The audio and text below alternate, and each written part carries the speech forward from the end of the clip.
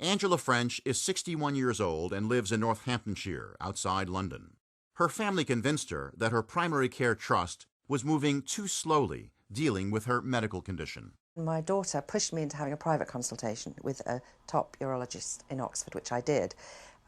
When I saw this doctor, he told me that he would go operate on me immediately, and I was on his private list. After privately paying for her kidney cancer surgery to avoid a waiting list, Angela and her husband, a retired diplomat, experienced the postcode lottery when they tried to get their primary care trust to supply the recently approved anti-cancer drug Sutent.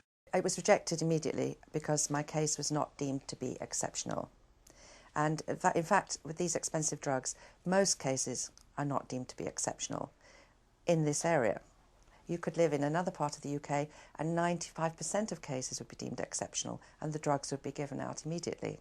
When we visited the Frenches in February, Angela was still waiting for approval of her Sutent. Drugs which are not expensive are going to be handed out. The very expensive new drugs which are coming out for cancer and other things, it's hard to get hold of them without a big struggle. That struggle for access to high-end drugs, says Angela French, leads her to a harsh judgment of the National Health Service view on life and death.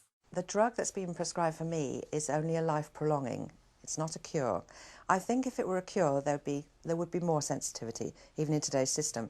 I think there's definitely a sort of feeling that there's only so much money in the pot. Let's not waste it on people who are going to die anyway. This is Gene Randall reporting.